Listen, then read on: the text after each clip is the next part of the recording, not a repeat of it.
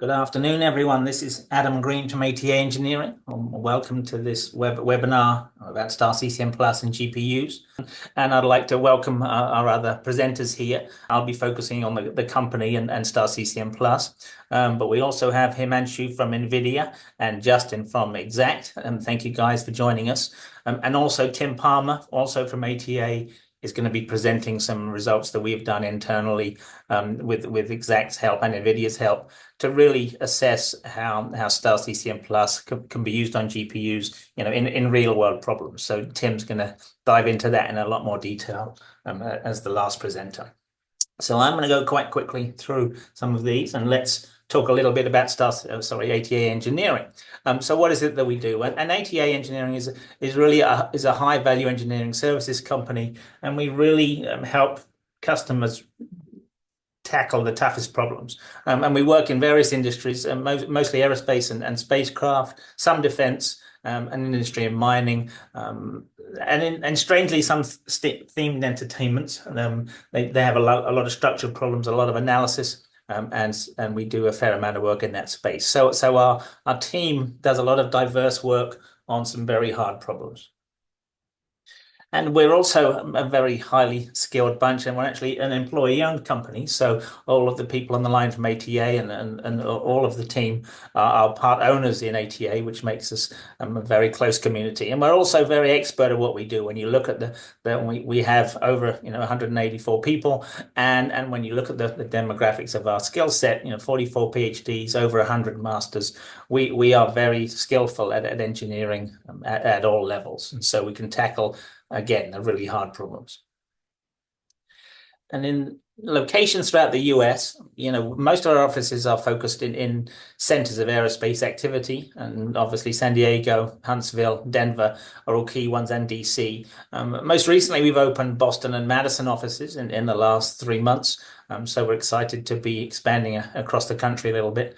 But in all cases, each office is growing strongly, and again, in the aerospace sectors. And really, part of our goal is not only to do tricky problems, but also to do them very well. And we're certainly committed to excellence across the board. And our customers recognize that, and we've received many awards over the years from many of our customers. Really, that NASA George Low Award is one of the most prestigious ones that we have, but all of them are equally valued. And so what exactly do we do? Well, we are an engineering consulting group, and we do design, analysis, and test. And we do, a lot of all of those things. Test is a big part of our business and part of our history, which I'll talk about in a minute. But really, we do design, we do analysis and test. And when we're doing that, we use a lot of Siemens tools. And so in the past, it was decided that we used enough of those to become a Siemens reseller, so that we also have basically a partnership with Siemens to as a value-added reseller, a platinum level one, which is the highest level of reseller that Siemens do, where we sell the tools that we use. And so we're able to support them at a really high level, and help our customers get the most from them. In addition, we also have our own ATA suite of tools to help do many different roles, from materials to data processing and test. The ATA suite covers a lot of things too in our other work. So feel free to go on our website and look at those things. And so on the Siemens side, we really focus on some kind of analysis tools within the Siemens portfolio. And that's SimCenter, we do some Teamcenter, and also NX CAD and CAM, or CAE. And so when you look at the products, that is SimCenter 3D, FEMAP, Nastran, STAR-CCM Plus, Naheeds and AIM-Sim, and lastly, test and measurement. And so we are pretty well connected with Siemens, as you can imagine, as a platinum reseller, but not just because of that relationship, but also because of the history of ATA. And when you look at that history, ATA used to be a group within SDRC, which started in 1967. So those of you who are old enough to remember that, SDRC was a very big company back then. But in 2000, ATA was floated off from SDRC, but even then was using Unigraphics, which ultimately became NX. And so the connection between ATA and NX, and hence VMAP and many of the other tools, goes back 20 or 30 years, and that relationship with Siemens has been continuous in that time. And so then we started to become a STAR-CCM Plus reseller, and most recently we've also taken on test and measurement, selling and supporting all of the test and measurement hardware from Siemens. So we're pretty excited about that, and that's a new growing area for us. And so that's really the summary of ATA, and I hope that was useful. So the next piece of this, I want to really talk about STAR-CCM Plus, and I'm not going to go into loads of detail about that because I'm assuming most people on the line are familiar with STAR, and really want to talk about how well it goes with CPUs. So what I do want to do is show basically one story from STAR that I find very interesting. So let me. Yeah, so STAR 2406 was recently released, and basically it has many features. Not that we have time to go into them today, but GPU acceleration and the continuous expansion of the GPU acceleration to the various models within STAR. When it was first released, the GPU piece, there were limited pieces of the STAR puzzle that could utilize GPUs.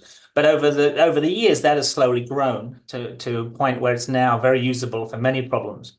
And so, many of our clients who've historically used STAR and are looking to move to GPUs, now the first question is, well, can it tackle my physics? And so Tim's going to cover that later. But nonetheless, I'm really looking at some neat problems in STAR just out of the gate will kind of get us talking about that. So we're pretty familiar with very cool rotorcraft animations in STAR.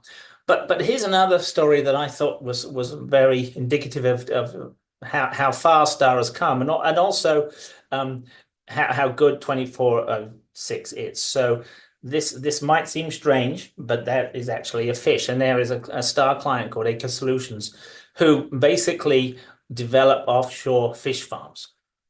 Which sounds like a strange thing for CFD, but nonetheless, when we look at this next animation, you can see the point. And really the point is that they wanted to be able to model fish within an enclosure. So they actually modeled an individual fish model to look at its dynamics, the way it swims, the way it moves, which in itself is a fairly substantial CFD problem, moving mesh long transients to look at something like this. And then basically take that submodel, if you want to call it that, and move that into a DEM model where each of these particles can behave like a fish. And so they enabled them to be able to predict fish movement inside a fish pen and get some really, really good answers that very closely mimicked what happened in a real fish pen. And not only that, they were also able to take the mechanics of that model and basically predict forces on the structure from the fish, basically predict the performance of the whole structure in the fish farm. So really just a surprising way to use CFD, but certainly novel, but a little complex. And the folks from Acre Solutions were clearly very impressed by being able to model a fish to start with, and then be able to take that data and use it in a DEM model to actually model the shoal of fish. So all told, a really, I think, interesting story about how STAR can be used in surprising ways.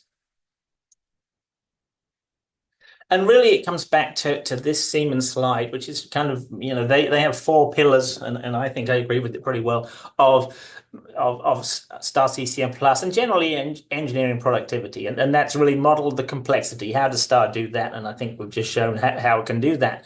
Explore the possibilities, doing more with simulation, doing more points, doing optimization, things like that. You can explore the possibilities. Both of those first two, need it to go faster. All of us need to go faster in simulation, and obviously that's why we're here today to talk about how GPUs can make us do that. And then lastly, the Siemens other pillar is stay integrated with, make sure all your tools can talk to each other. So my last slide pretty much is actually a video from Siemens with a gentleman called Liam, who is talking about how STAR-CCM Plus and GPUs are changing the way we look at things. So.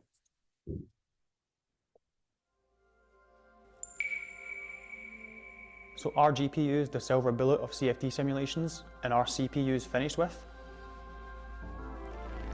One of the constant challenges for CFD engineers is to have a good level of simulation throughput.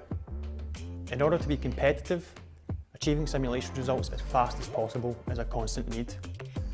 Market requirements constantly change, customer requirements constantly change, and in order to have a competitive edge, you have to be able to produce simulation results as fast as possible.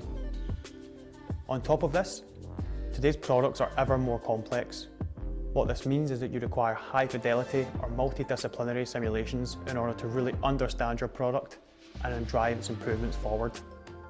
Of course, adding those layers of complexity means an increased simulation cost, where once again throughput becomes at the forefront of your mind. And of course, why do we do simulation?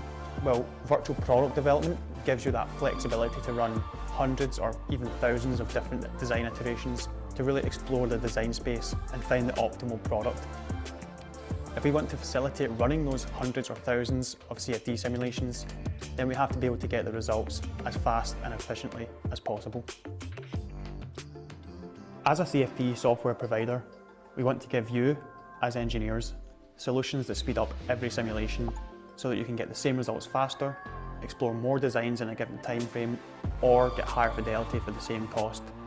Effectively, we want to help reduce the turnaround time to make critical engineering decisions. One key development in this space has been allowing Simcenter STAR-CCM to leverage GPU hardware. GPUs have been around for a while, so I'm often asked by CFD engineers why are we only considering this technology now. There's been a few key developments which have really allowed this hardware to be used in the world of CFD. For example, GPU cards now have high bandwidth memory, and this allows industrial-sized CFD cases to be run directly on the GPU cards. Additionally, programming language flexibility has meant that large parts of Simcenter STAR-CCM can be made GPU native faster, and the really exciting part of this is that the hardware itself is improving at a great pace. So being GPU ready allows us, and therefore you, to take advantage of these advancements in the technology. There's a multitude of benefits that you as a simulation engineer can enjoy using GPUs on Simcenter STAR-CCM+. First of all, just the wide range of applications that are now available. For example, you can look at automotive aerodynamics, both steady or transient, aeroacoustics, high fidelity LES, conjugate heat transfer, combustion, and aerospace aerodynamics, to name but a few. And the good news is that the physics and applications that we offer on GPU continue to expand at an exciting rate. So how does GPU performance actually look on a real case? Let's take an automotive aerodynamics example, and in this case we look at a car with over 300 million cells in the mesh. Running on a single node of 8 A100 GPUs is equivalent to running on around 2,500 CPU cores to achieve the same time to solution. If we translate this into costs on the cloud, then for that same time to solution, you can get your answer for around half the cost.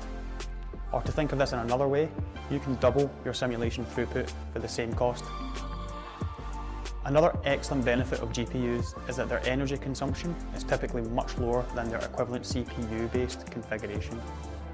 This means that you can get your simulation result using less power, which is both a boost for sustainability and for your bottom line. And it's not just about adding more physics models. Since our first release, we've constantly improved the performance on GPU hardware, allowing you to further maximize the benefits that I just mentioned. So are GPUs the silver bullet of CFD simulations and are CPUs finished with? In short, no. We live in an interesting time of an increasingly heterogeneous hardware landscape. CPUs, ARM, GPUs, and you need to be able to leverage the hardware that best fits your current needs and applications. We are striving to keep results as close as possible across all architectures so that you can be hardware agnostic and use the best possible arrangement for your business case, irrespective of whether you're using hardware on-premise or a cloud-based solution. So what's on the horizon for Simcenter STAR-CCM+ and our GPU offering? Well, we're not finished yet. We are committed to continuing to expand the range of available models and applications that can be run natively on GPUs. On top of that, we're always looking for ways to further optimize performance, as well as how to best adapt to the latest trends in GPU hardware, as it also develops side by side. If I was to leave with one takeaway, I would say that the use of GPU hardware on Simcenter STAR-CCM Plus is a step change in allowing rapid and cost-efficient CFD simulation. Ultimately, this means that you will be able to turn today's engineering complexity into a competitive advantage.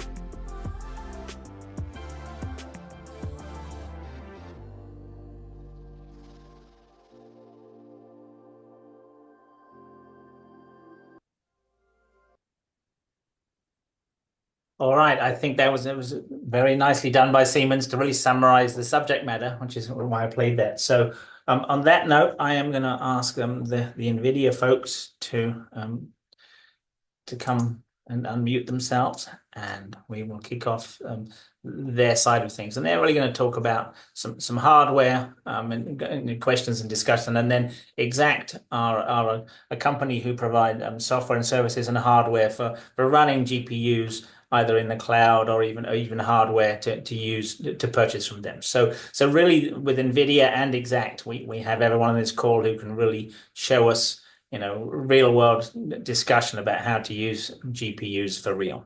So with that, Himanshu, over to you. Yeah, thanks, Adam. Can you hear me okay? Yes, you sound good. Okay, perfect. Good morning, good afternoon, everyone. My name is Himanshu Iyer. I lead industry go-to-market for the manufacturing industry at NVIDIA. And today I want to take you through how Siemens and NVIDIA have been collaborating for many years now in accelerating the CFD solvers and other applications within the Siemens portfolio. Next slide, please, Adam.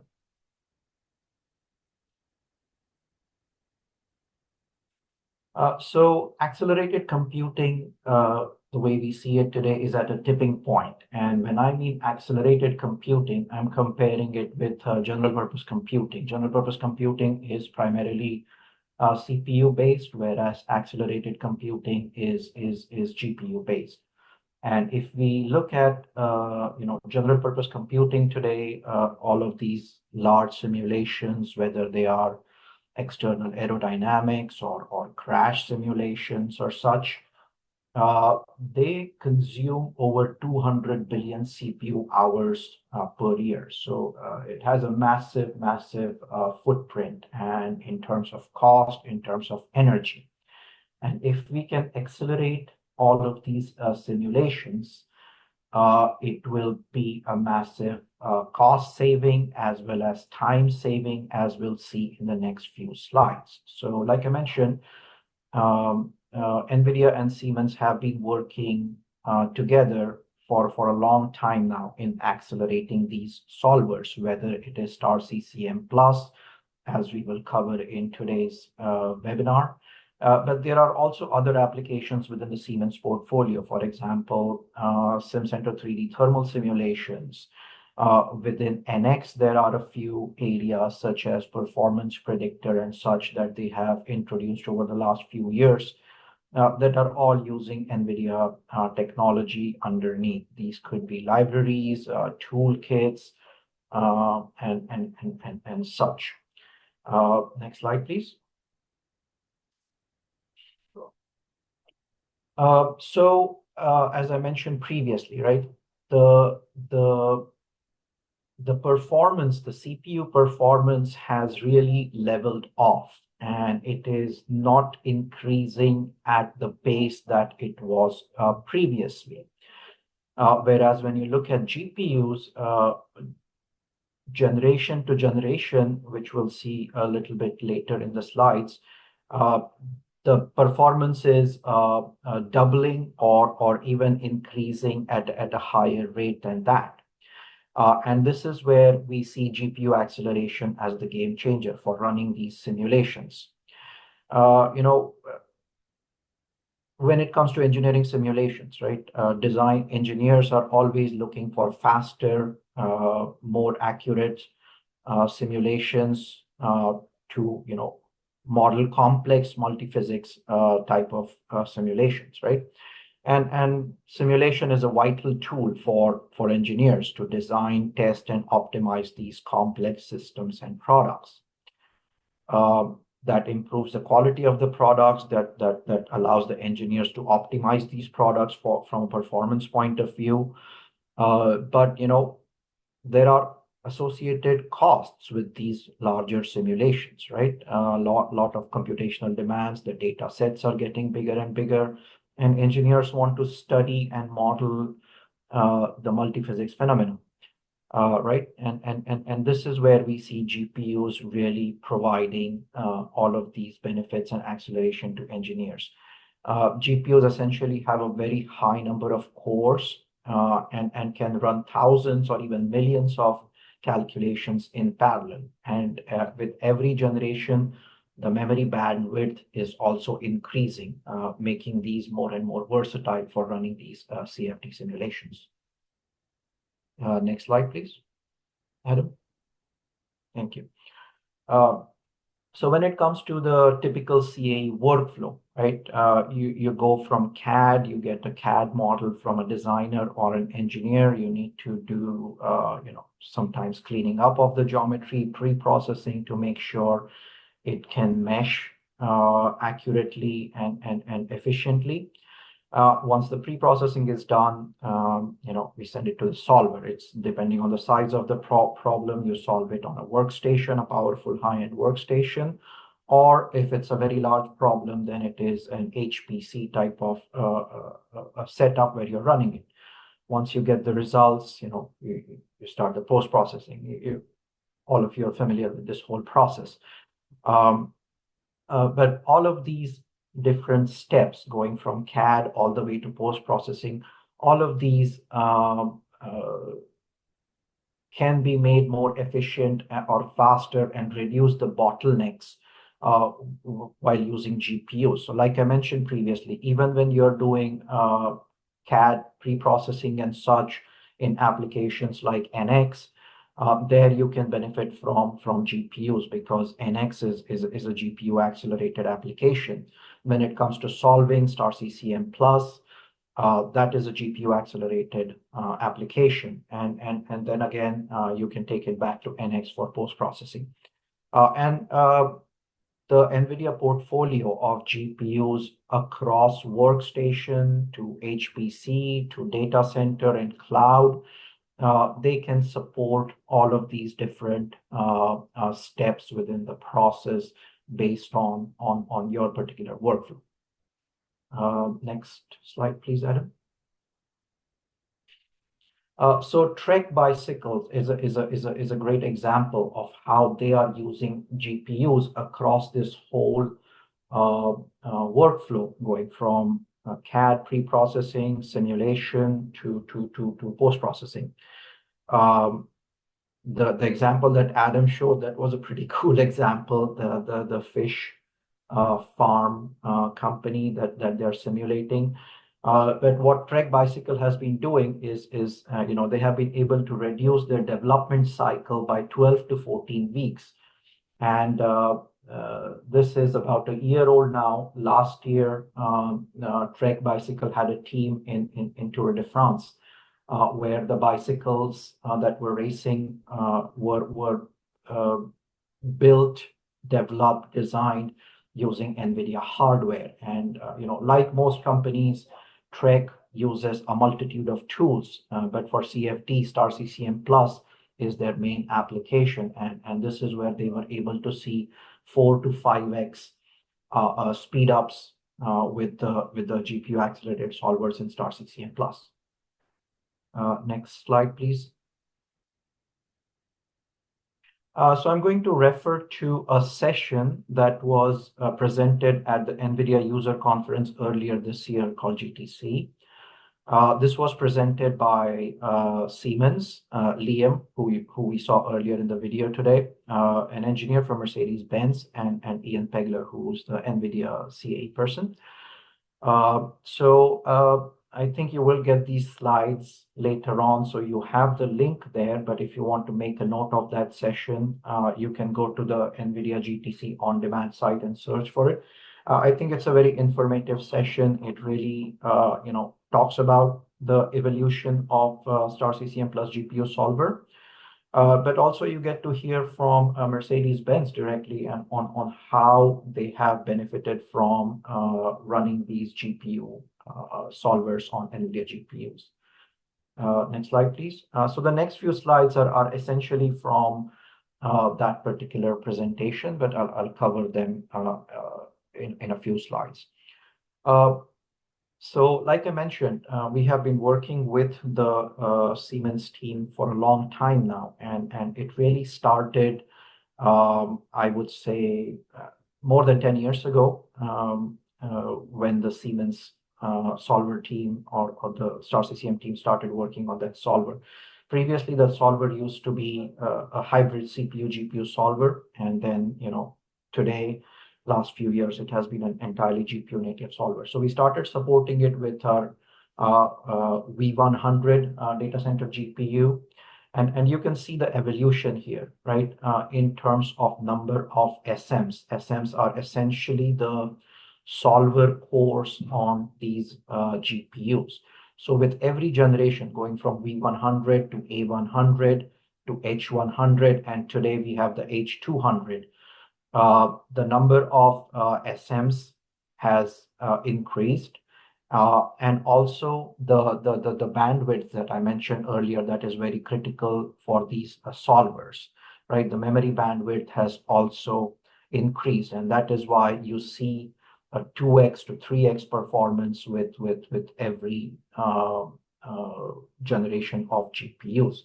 Another interesting thing, if you look at the chart on the left here, how these research papers and industry publications and journals and such have seen a huge growth referencing the use of GPUs for CFD. Starting 2020 onwards, these have doubled or tripled almost, over the last few years. So there is a lot of literature there as well that is supporting all of these accelerated simulations. Next slide, please, Adam.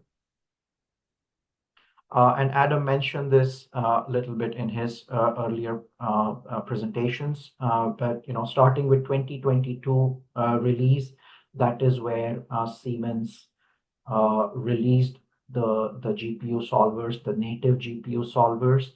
And then you can see with every release since then, they have been adding more and more physics to these solvers, and these solvers, they are covering majority of the functionality has been GPU accelerated within STAR-CCM Plus. And I think 2406 is the latest release, which Adam mentioned, where we will see some of the results by the next presenter. Next slide, please. So going back to how Mercedes has seen these massive benefits, right? If you look at the chart here on the right, solution time has decreased dramatically when they are running simulations on GPUs. And with their current setup, with the kind of GPUs they are using right now, they are able to run many more designs within a 24-hour period as compared to their previous CPU-based runs. And I would really encourage you to go take a look at that session where they get into a lot more details on their process and how they have been able to achieve these huge performance gains. Next slide, please. So those are for very large problems when you are running external aerodynamics and such, millions and millions of degrees or cells in the simulation. But when it comes to smaller simulations, right, if you're running problems that are 5 million, 10 million, 15 million cells, These simulations, these models can pretty much run on a workstation now, right? Previously, a few years ago, these were almost always CPU-based HPC runs when you're, 10, 20 million, 30 million range problems. But now you can run these on workstations with some of the higher end GPUs, like you see here. RTX 6000 is the highest end workstation GPU.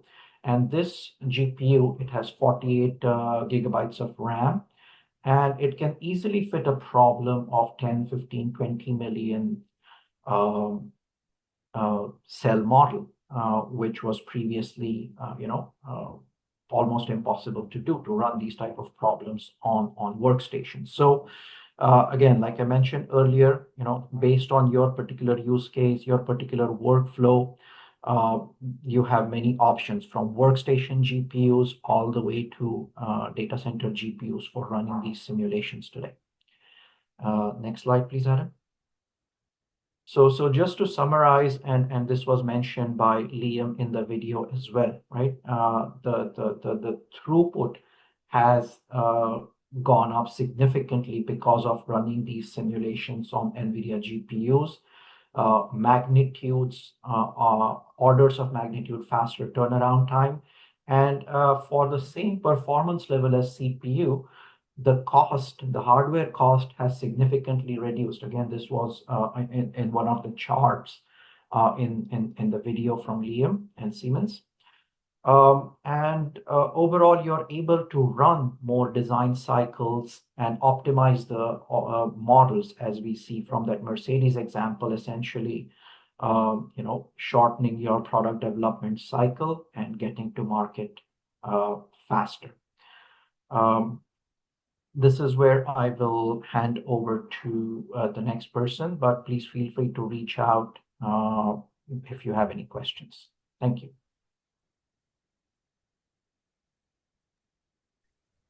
Excellent. That was great. Thank you. And now we're going to pass the ball to Justin from Exact.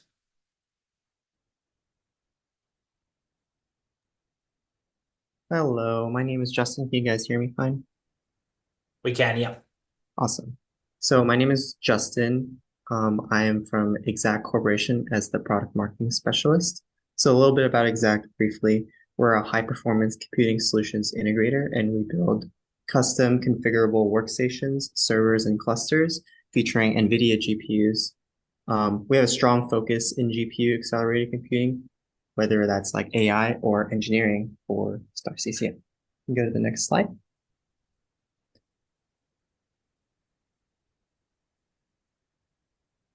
So we partnered with ATA and NVIDIA to showcase GPU accelerated computing in STAR-CCM, and the benchmarks that were run today by ATA were ran on Exact hardware. And we wanted to showcase the speed up that you can expect from a system you could own yourself today. And it's important to invest in your computing hardware to increase your productivity by, one, reducing your simulation times and meeting those computational demands, or inspire new innovations and new discoveries, as highlighted by Liam in the video we just watched. You can go to the next slide. I just wanted to reiterate the importance of why you should try using GPUs over CPUs for your workload. And it's through the increased complexity, the reduction of time, and the reduction in budget, or the cost to run these simulation models. So as mentioned by Himanshu, GPUs are excellent at parallelizable tasks, where each element or each particle in a calculation is not reliant on the last, just like in CFD or loading pixels on a screen. So GPUs have become very ubiquitous with things like molecular dynamics, which is also a simulation type workload, or training AI, in which each individual calculation inside an AI or a neural network is parallelizable and individual in itself.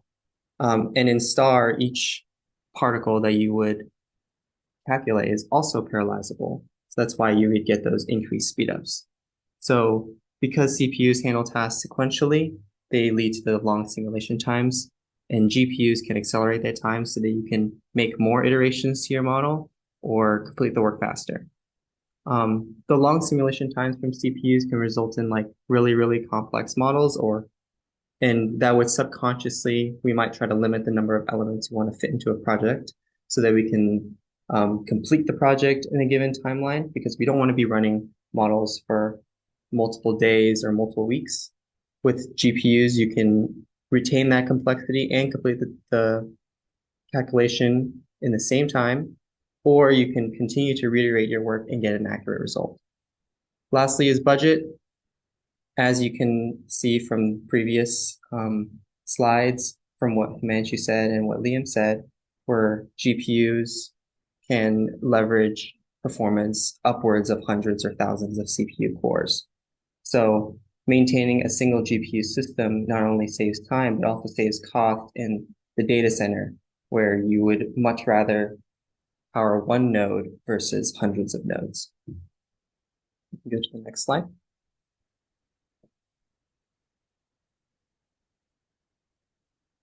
So why should you choose Exact? So Exact's been around for a long time as well. We've been around since 1992, custom building workstations and servers for over 30 years now, and we're an industry-leading hardware distributor.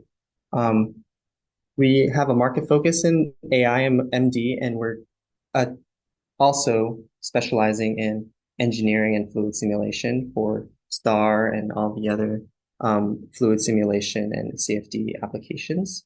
Every workload is unique, whether you're doing simulation on a low scale or you're doing simulation on a high scale. So we evaluate your workload, whether it's model size or number of users, or if you're using multiple softwares, and we custom configure a solution that will best fit your need, whether it's a single workstation, multiple workstations, or an entire rack of GPU compute nodes.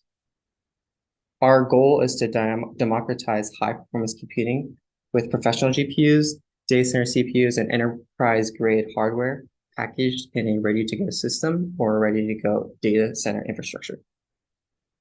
Next slide.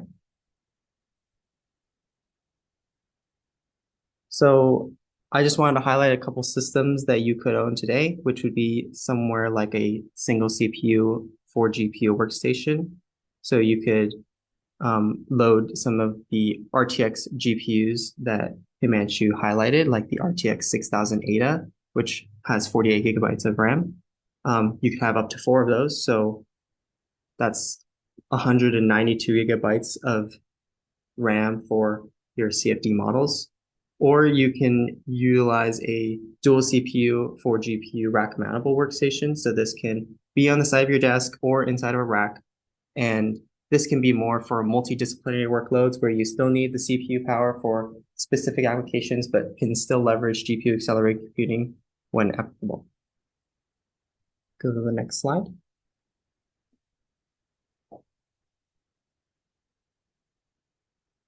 So you can scan this QR code or visit Exact's website to see some configurable solutions that we designed and we deem optimized for Siemens or STAR-CCM. Or you can contact our sales team at sales@exactcorp.com, and that's all for me. I'll pass it off to Adam or Tim. Excellent. Thank you, Justin. That was very good.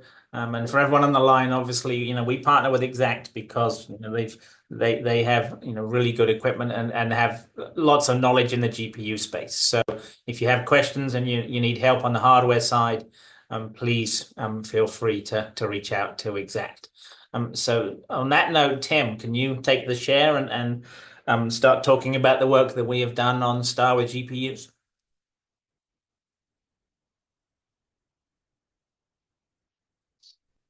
Are you there, Tim? Thank you. Yes, double muted. So I'm Tim Palmer, I'm a safety analyst here at ATA Engineering. I've been working here for about 10 years now. GPUs has been something I've always been interested in since I got hired. So I'm excited that STAR is starting to include, or started including this capability and has been expanding it at the rate they've been expanding it. Because that was one thing that I want to call out kind of at the outset here. After seeing all those amazing simulations that STAR has done, or Siemens has done to prove out the GPU's acceleration in STAR, when I did this benchmarking study, I didn't want to necessarily replicate that kind of work. I wanted to take a more practical approach to it if we were to bring this capability in-house. Because one of the things that stopped us from doing that when it was first released in 22.1, 2020.1, anyway, was that it was limited to basically incompressible flow on the types of simulations we saw with the automotive, which is a very small portion of what we do here at ATA. Since then, all this physics that they've added has basically expanded to include most of the work that we do here at ATA. So wanting to understand, does this make sense for us from a business standpoint? How much speed up can we actually get on realistic problems compared to CPUs and benchmark it that way? And so to that end, this initial part of the benchmarking that we've done in partnership with Exact, I've focused on almost four, I haven't quite finished the fourth one, simulations to try and exercise all of the physics minus the combustion modeling that STAR has added up through 2406 to the GPU acceleration. And so the cases we're going to talk about today are the NASA high lift workshop geometry, which is transonic external aerodynamics of a dirty aircraft. That's the figure in the upper right. And then I took a couple of STAR tutorials, since they're public domain files that we can show and share, to test the conjugate heat transfer with the graphics card cooling tutorial. Thought that was pretty apropos for the current topic. And then the hypersonic sphere tutorial. So this is hypersonic external aerodynamics, since that's a big research area in the industry right now. I do have a fourth, which I won't go into a lot of detail, but I have got it far enough along to look at the speed up that you get running on a GPU, and that's a time accurate simulation using IDDS of another hypersonic application. All of these simulations were run either on the single socket CPU with 96 cores in the Exact benchmarking system, or on 1 to 2 GPUs, at least to start. We will compare up to the 4 GPUs that are installed. But for now, we're looking at just one single GPU. How much does that get us compared to running on a single CPU? And like I said, all of these benchmarking simulations were chosen to kind of exercise the breadth of physics that are now GPU accelerated in STAR-CCM Plus, again, minus the combustion modeling. The things that I want to show today and demonstrate for you are, one, we do actually see the speed up time that we're in the Siemens promotional material or case studies, by reducing the solver time by as much as 70% in some cases, or 50%. All of this being on the workstation GPU, so not even the high-end H100s. These are all simulations run on the RTX 6000 8th generation GPUs. That speed up will depend on problem size and GPU counts, as we'll see. The one thing I want to call out from a practical standpoint is this GPU acceleration is memory limited. So you need to have your whole model fit on the GPU's onboard RAM. So that's one reason, one big reason why the RAM increase that Himanshu showed in his slides over the time of V100, A100, H100, now H200 is very important, because that now those GPUs can run larger and larger models. But it also has another throughput benefit, which I'll show in one of the later slides.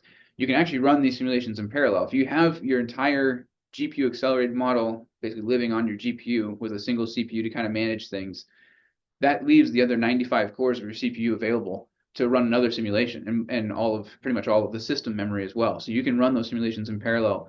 So this workstation with 4 GPUs and 1 CPU, you can run 5 simulations in parallel without really batting an eye. And we'll see what the performance penalty cost for that is in a minute. To do a apples to apples comparison, all these simulations were run just for 2,000 iterations, not necessarily to convergence. Basically, most of them get there, but just 2,000 fixed iterations. What's the speed up? And then over that 2,000 iterations, the convergence level is similar between CPU and GPU.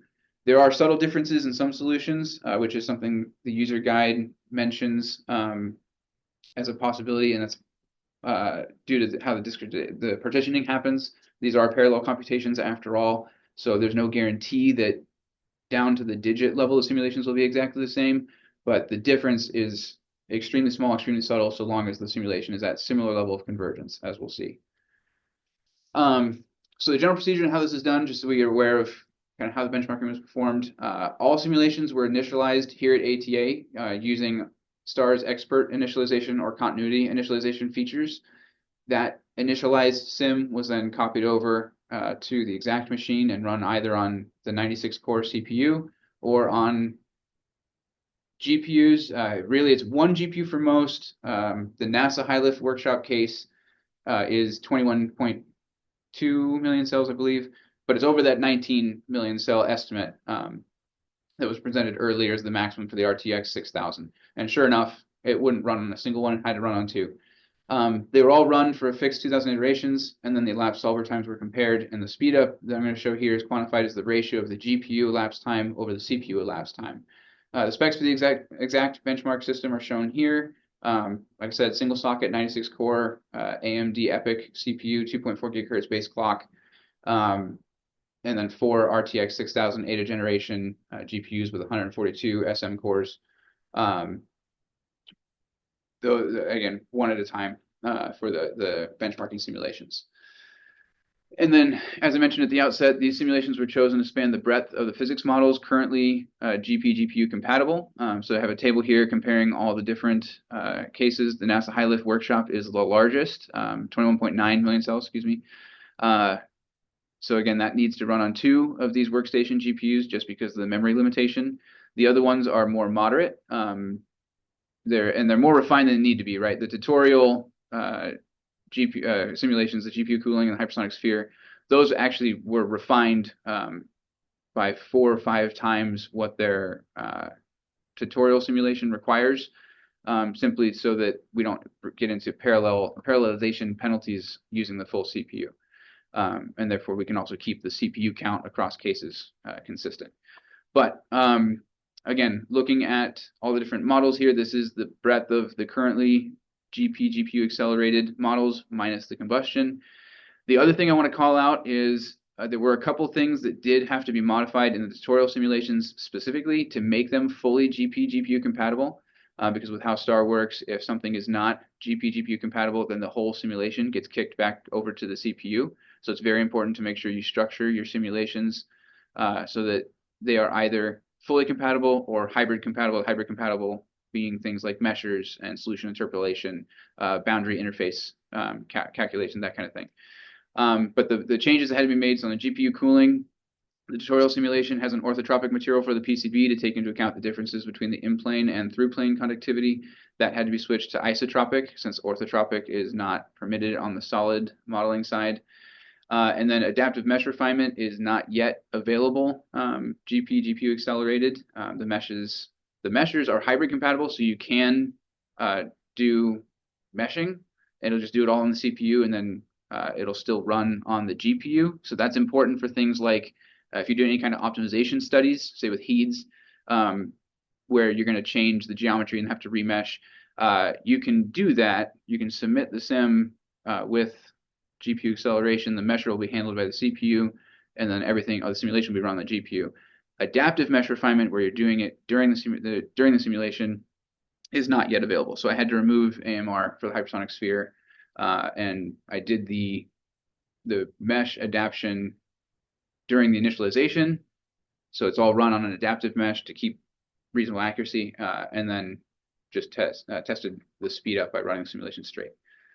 And then the Kubrick open hollow cylinder is the time accurate simulation that we're using. This is a publicly available set of experiments that was performed at Kubrick with hypersonic flow over different shapes.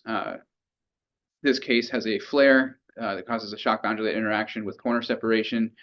It's extremely difficult / next to impossible to get the correct answer with RANDs without significant modification to the RANDs equations. So this requires something like a time accurate simulation like IDDS. So this is testing the IDDS acceleration. And the big result slide showing that yes, GPUs do give you a significant speed up on all these practical problems. I have the time to solve in hours, 2,000 iterations for the different cases on the left with on CPU and GPU. I do apologize, forgot the legend on that. I just realized that.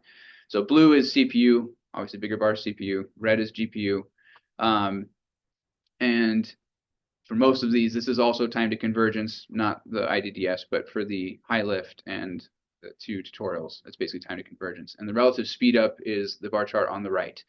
So again, anywhere between 50 and 70% reduction in computational time, depending on the size of the model and number of GPUs that you're using to run. So this was definitely exciting. Again, I do want to note the NASA high lift simulation did have to run across 2 GPUs due to that memory limitation, it being too big for one RTX 6000. So the speedup's great. The next question was, does it change the answer at all if you're running on GPUs versus CPUs? So I'm going to go through case by case, looking at the level of convergence. The left column is CPUs, right column is GPUs. Residuals show a similar level of convergence. Again, it's pre-initialized, so the residuals don't change all that much. The NASA high lift on the CPU side has a little further to go. Looking at CL average on the GPU side, it looks pretty well converged. The difference between the two predictions is mild, right? 0.01 in lift coefficient. And similarly in drag, which is shown here on the skin friction plot, 0.001. So just a few drag counts difference between the two simulations. But visibly, looking at the contours, the resulting flow field looks nearly identical between the two different simulations. For the GPU cooling case, basically the exact same convergence, whether you're running on the 96 cores or the one GPU, same convergence to maximum temperature, 73C. One thing I do want to note, again, there's no guarantee of down to the digit matching between CPU and GPU because of the difference in how it's partitioned. I did run this simulation on 64 cores initially because it was the smallest simulation of all the ones I ran, or one of the smallest ones, and that yielded a Tmax of 73.9 degrees C on the CPU side. So that's, like I said, consistent with the user guide, which says you're not going to get a necessarily exact match, and that is, but it's within 1 degree C, so that's within the margin of error of what we would typically expect for a conjugate heat transfer simulation like this. And then again, distribution is basically the same. So that maximum temperature is where it's supposed to be, right over the main part of the processor, middle of the card. And then hypersonic sphere. So again, same level of convergence, same drag prediction, about 15 meganewtons of drag, and very similar flow field that you can see here with the mesh adaptation showing where the shocks are. Hey, Tim, this is Adam. Can you go back to that slide again? Yes. Can you just cover how the mesh adaptation will run on CPUs or GPUs? So the mesh adaptation, if you're going to do AMR, you have to run on CPUs. It's not currently even hybrid compatible. So if you tried to use AMR with one of these computations, it would kick you back to the CPU at the beginning of your sim. It would not use the GPU at all because it's not a compatible model. Now, that being said, like I said earlier, the meshers are hybrid compatible. So one thing that I haven't tested, so take this with a grain of salt, just an idea if you do try and run with this on your own. STAR does have simulation operations where you can tell the simulation to do things. And the thing that I want to test next is whether or not you can effectively do AMR by parameterizing your mesh in the mesh operation and then using simulation operations to periodically remesh, right? Like you create a for loop or a while loop, I guess, and then you would mesh based on your criteria. You'd run your simulation for a little while, stop, look at your criteria again, make it mesh again, and just loop through that way with operations. I don't know if you can do that, so take that with a grain of salt. But for AMR specifically, this was done pre-GPU simulation because AMR is not GPU compatible right now. But as you saw earlier on, Siemens is rapidly increasing the models that are GPU accelerated or GPU hybrid compatible. The last 2 years, they've gone from essentially you can only do incompressible flow to now you can do conjugate heat transfer, combustion, real gas models, compressible flow. They've expanded quite a bit in 2 years, and this is an extremely important capability. It's something that STAR is very good at, this adaptive mesh refinement, particularly for high-speed simulations as well as volume of fluid simulations. So I would expect this is something that they would be trying to include at the very least, but we don't know a timeline. Excellent. Thank you. Yep. So then also, as I mentioned, this is all great that you can get this level of acceleration on a GPU, but that if you're trying to get the entire simulation on the GPU and you're only using one CPU to manage that GPU, which is the kind of the best practices, if you're not using significant hybrid compatible models, that leaves your CPU relatively idle. So can you run a simulation using the bulk of the regular system resources, right? The regular system memory, the regular CPU, while also running on a GPU. So I took the GPU cooling simulation and I ran it simultaneously on the benchmark system CPU and GPUs. I've got a table on the right comparing the simulation time versus the GPU time. So 64 cores this time, so I don't have any risk of bleeding into the CPU that's managing the GPU, and then one GPU. And you can see that the time to simulation in hours is basically the same, whether I'm running them separately or simultaneously. It's about 3 to 5% slower if you run them simultaneously versus separately, but I'll take that penalty if I can run 2 simulations or even 5 simulations on a single workstation between the CPU and the GPUs, especially when I'm converging in, what is that, like 6 minutes, less than that. So that I thought that was pretty interesting. And for ATA specifically, where our HPC cluster has multiple GPU slots per node, seeing this and realizing that we could effectively triple our cluster size potentially because we can run simultaneously on CPUs and GPUs, that was kind of exciting. Hey Tim, we have a question in the chat about this subject, and Caleb asked, can one simulation span GPUs and CPUs? So the recommendation is try and do one or the other. You will be forced to do both if you use some of those hybrid compatible things I was talking about, like the solution interpolation. If you need to do any kind of meshing during the simulation, it has to use the CPUs for the hybrid compatible models. But in general, it's going to solve on the GPU only if you utilize GPU acceleration. All right, thank you. Yeah. So better practice would be what I'm showing here, which is try and make your simulation fully GPU compatible so it could run exclusively on the GPU. If you have any of those hybrid compatible models, then minimizing the load on the single CPU you give it to manage the GPU simulation, and then you have the bulk of your CPU cores available to run a second simulation in parallel. Ensure that second simulation may take twice as long as the GPU one, but at least you're running it and not waiting to run it in series. Oh, off the slides. So those are the main findings from our benchmarking study. Like I said, I tried to keep it fairly practical, looking at these different problems with the mindset of how we would actually use this for our engineering work at ATA.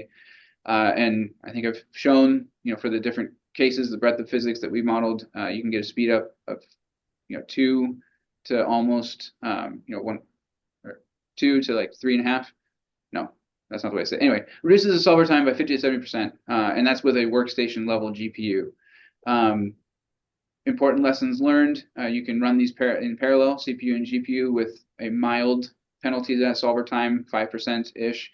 But you do need to try and make sure your GPU simulation can be fully run on the GPU in terms of memory. So that does limit your model size, given the onboard memory of whatever card you're trying to run on. And your convergence level should be similar, whether you're using GPU versus CPU. There might be subtle differences in the solution after 2,000 iterations, depending on the discretization. But as long as you're following best practices for partitioning for parallel simulations, you should get a pretty similar answer as we saw on the tutorial simulations. What's next? We do plan to continue this benchmarking study. Do plan to continue the time accurate simulations. I want to see how well it converges all the way. See if there's any problems along the way with the differences in the partitioning in particular, because these types of simulations, the Kubrick Open or another test case that we are considering, which is the RC22 scramjet test rig, where they have this high amount of shock boundary layer interaction and steadiness, they can go unstable pretty easily. So I want to test, I guess, the robustness of CPU versus GPU. I've done, the initial stress test of running CPU and GPU simulations in parallel. I'd like to test that again with these larger computations, the time accurate ones in particular, and see if there's any further penalty. And then we want to test on other GPU models. So we're doing on the workstation ones now. I want to test it on the higher end H100s as well as the legacy A6000s, not the 80 generation, the previous generation, to see what the performance difference is, and then turn that into a performance versus cost comparison for people who are practically trying to design and utilize these compute resources. So be on the lookout for future case studies on the ATA website, or even a future webinar after we complete this next round of benchmarking. With that, I'm done, and we can take any further questions. Excellent. Thank you, Tim. That was very good. I think we've answered all the questions that were in the chat. So if anyone would like to ask any questions now, please raise your hand, and we'll wait a few seconds to see if anybody does. Or if you've got any other questions, please put them in the chat. All right, it looks like we've answered all that came up. So everyone on the line, Himanshu, Justin, Tim, thank you so much for participating today and giving us lots of great info. And for people on the line attending, obviously ATA is building its expertise in GPUs using Siemens tools. And so if you have questions about software and deployment or hardware, please reach out to us and to Exact as well if you need to purchase hardware. So thanks a lot, everybody. I will wrap up this now, and you'll see emails from us summarizing the event and also a link to the recording if you want to share it with colleagues. So thanks again, everyone. We appreciate it. Have a good afternoon.